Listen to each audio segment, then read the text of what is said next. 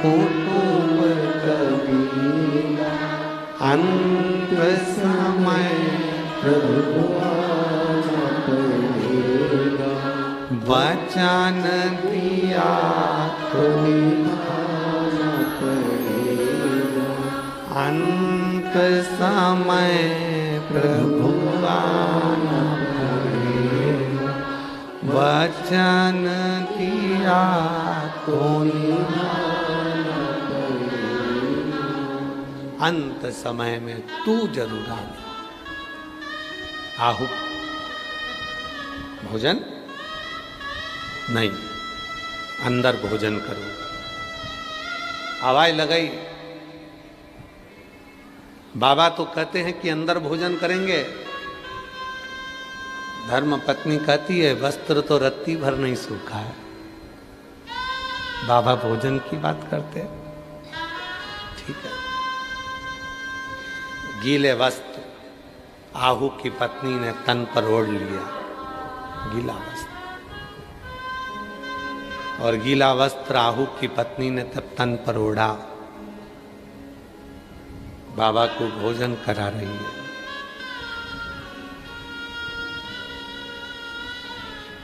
भोजन भोजन किया। शिवजी ने कहा अब तो मैं यहीं विश्राम करूंगा, आज मैं कहीं जाने आने वाला नहीं हूं। बाबा अभी तो उजाला है, चले जाओ, अंधेरा होता तो रुक जाते। नहीं नहीं, मैं तो यहीं सोने लगे।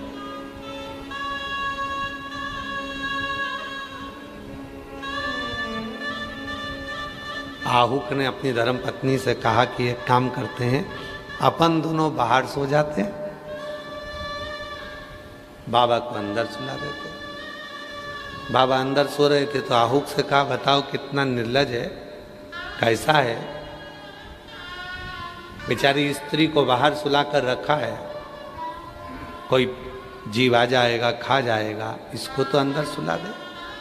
बाबा एक कमरा है, उस कमरे में तुम सो रहे हो तो मेरी धर्म पत्नी कैसे सोएगी?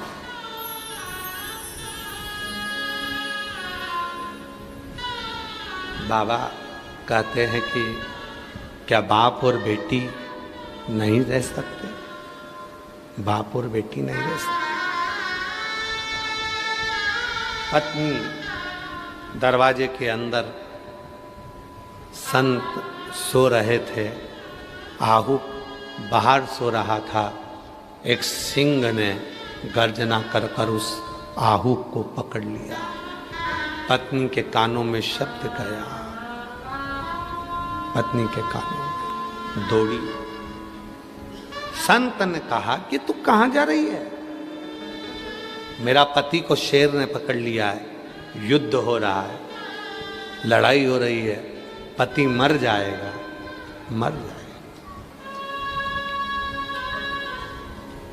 शिव जी ने रोका, अरे वो तो बहुत बड़ा वनवासी है, लड़ लेगा। लड़ते लड़ते लड़ते लड़ते आहू के प्राण छूट गए। पत्नी विलाप करने लगी, रोने लगी। पति का शरीर देखकर पत्नी खूब रोई। तब शिवजी उसी सिंह में से, उसी शेर दिगंबरा मेरा विश्वनाथ प्रकट हो गया।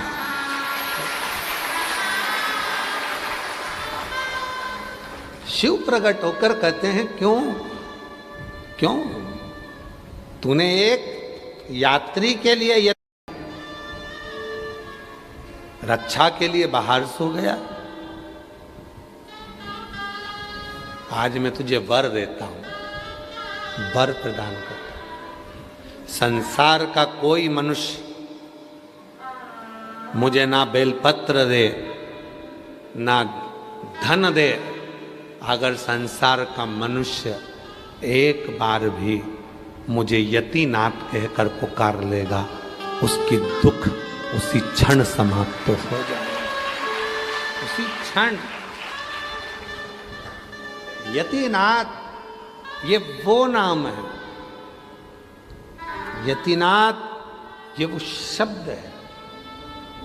हम दुनिया के लोगों से आस्था चैनल पर कथा श्रवण करने वालों से, फेसबुक यूट्यूब पर कथा सुनने वालों से, और आज इस श्रावण महीने की शिवरात्रि के पवित्र अवसर पर कहना चाहेंगे, जीवन में एक बात याद रखना, यदि जिस दिन तुम्हारे मन में ये भाव आ जाए कि मेरी दशा सुधर नहीं रही है, उस दिन थोड़े से जल में जरा सा या तो गन्ने का रस हो या गुड़ हो, कुछ भी थोड़ा सा घोल कर यदि शिव को समर्पित करने के बाद शुद्ध जल यतिनाथ के नाम से चढ़ाया जाता है तो वो जल अमृत बन जाता है।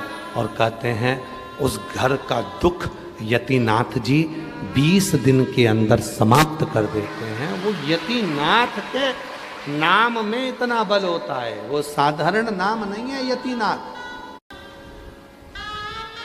दुखों ने घेर लिया, बहुत दुख है, बहुत दुख।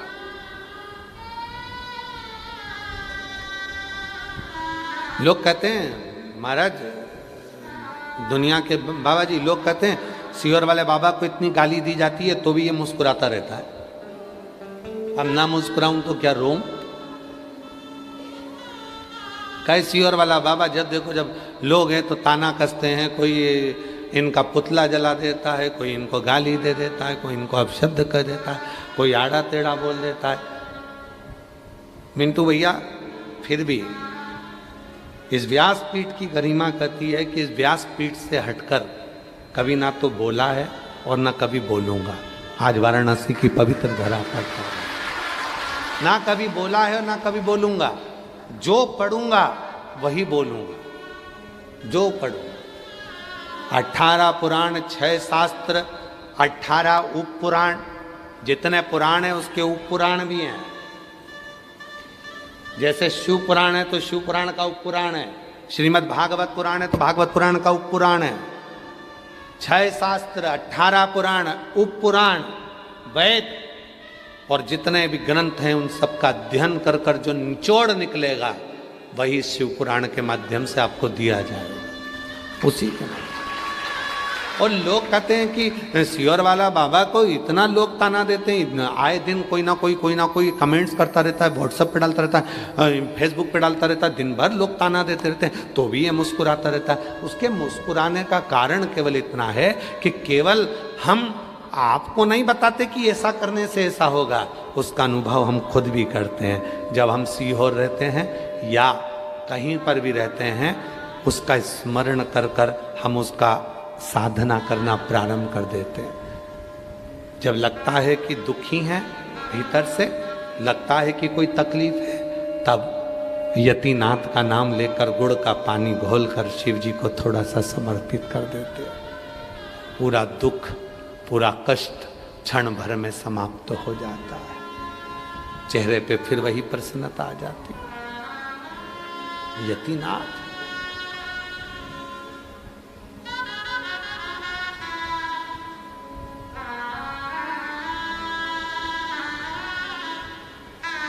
बस उससे मिलन की आस।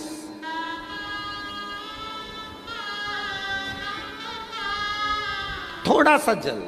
अब आजकल के लोग क्या करते हैं, वो उसको पूरी बात सुनते नहीं है और वो क्या करते हैं कि लोटा भरकर जल घोल लिया, उसमें इतना सारा गुड़ घोल लिया, पूरा चढ़ा दिया। ना ना ना, इतना सा कटोरी में जल हो, थोड़ा सा तिनका मात्र का गुड़ हो, घुल गया, चढ़ा दिया।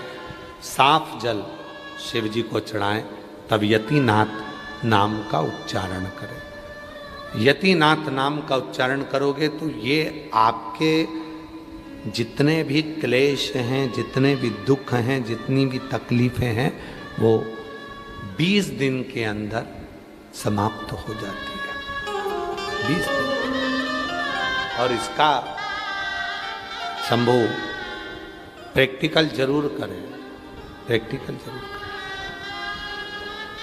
बिना प्रैक्टिकल के ना रहें, प्रैक्टिकल जरूर करें। कहीं सीहोर वाला बाबा झूठ बोलकर तो नहीं गया है। हमने जो शास्त्रों में पढ़ा, हमने जो शास्त्रों में सुना, उसका अध्ययन, उसका स्मरण।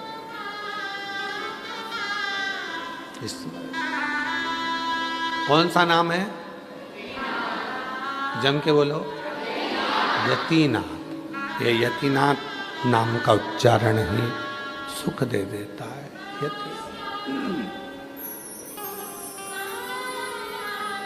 यतिनाथ नाम का स्मरण हमें आनंदता दे देता है। यतिनाथ।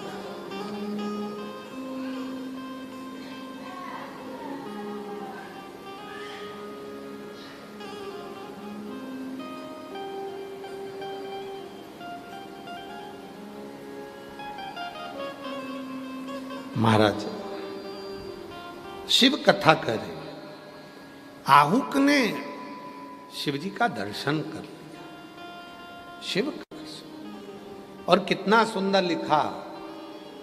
वेद व्यास जी शिव महापुराण के कौमार खंड में वर्णन करते हैं।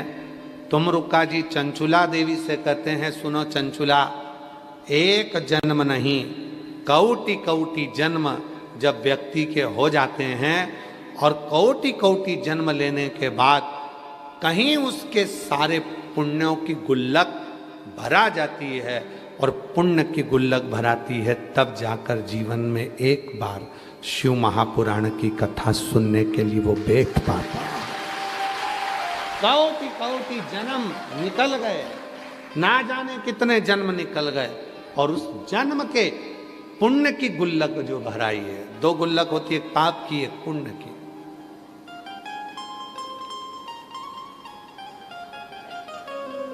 जो सरकारी नौकरी करने वाले हैं उनको मालूम है, सरकारी नौकरी करने वाले जो नौकरी करते हैं उनका थोड़ा बहुत पैसा गवर्नमेंट के पास जमा होता रहता है।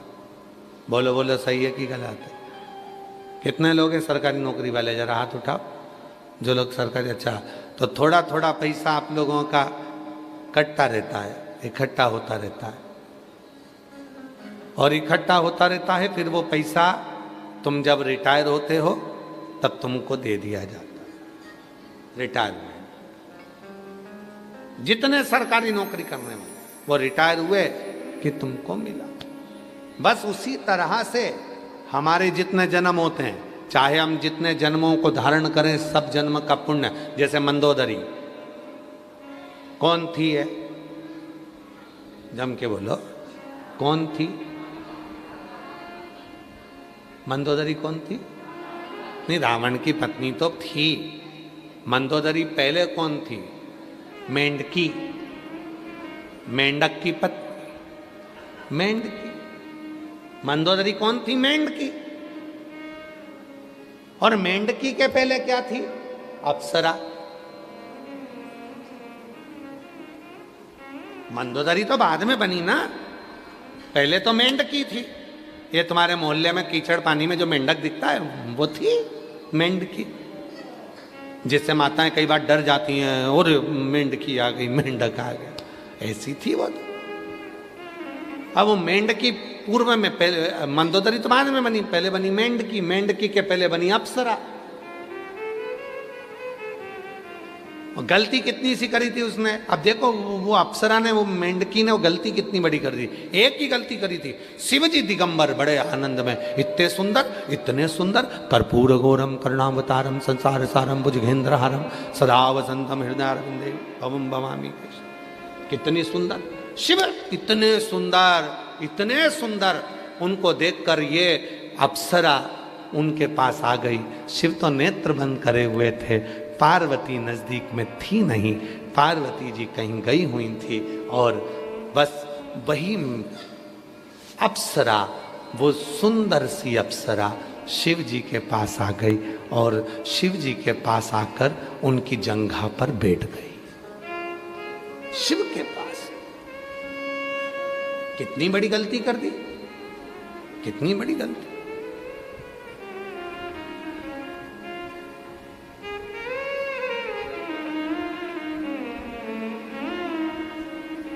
जंघा पर बैठी पार्वती जी का आगमन हो गया।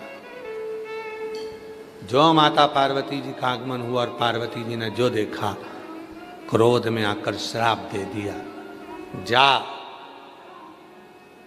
मेरे पति को संमोहित करने के लिए आई थी, तुझे दिखा नहीं ये जगत का बाप है, तू बेटी बनकर आती और जंघा पर बैठती तो मैं तुझे स्वीकार करती, माँ जैसी वात्सल्यता करती, पर तेरे मन में तो कपट भरा था। श्राप देती हूं, तो मेंढक बनकर कुएं में पड़ी रहेगी। रोने लगे, क्षमा कर दो, क्षमा करो, क्षमा करो, क्षमा करो। जैसे ही मेंढक बनने का श्राप दिया तो वो मेंढकी शिव जी के आसन के नीचे जाके छुप गई। आसन, अब शिव जी के आसन के नीचे जाके छुपी तो शिव करुणा सागर की दया हो गई। शिव जी ने कहा, तू गलत विचार से मेरी जंघा पर आकर बैठी थी, कोई बात नहीं, कोई अच्छे विचार से आए चाहे बुरे विचार से आए, पर मेरी शरण में जो आता है उसका कल्याण तो मुझे करना ही पड़ता है। तू मेरी शरणागति में आ गई, मेरे आसन के नीचे छुप गई, मैं तुझे वर देता हूं। जिस दिन तू मेंढकी बनकर कुएं में पड़ी होगी,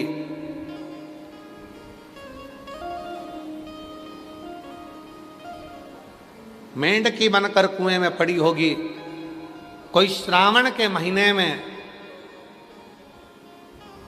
कावड़ का जल भरने के लिए उस कुएं के पास में आएगा, और वो कावड़ का जल जब भर रहा होगा, उस जल का थोड़ा सा जल तेरे ऊपर गिरेगा और तू मनुष्य की देह में आ जाएगी। उस कुएं में से जब तू आवाज लगाएगी तो आवाज लगाने से तू उसी की पुत्री कहलाएगी। और वो मय दानव कावड़ का जल लेकर जा रहा था, कुएं में से जल भर रहा था। शिव नाम लेते लेते उसके शरीर का पसीना कुएं के अंदर गिर गया, कावड़ का जल वहीं थोड़ा सा गिरा। मेंढकी ने आवाज लगाई, मुझे बचाओ। तब उस मय दानव ने उस कन्या को बाहर निकाला और अपनी बेटी की तरह पाल पोस कर उसका नाम मंदोदरी रखकर शिव जी से भक्त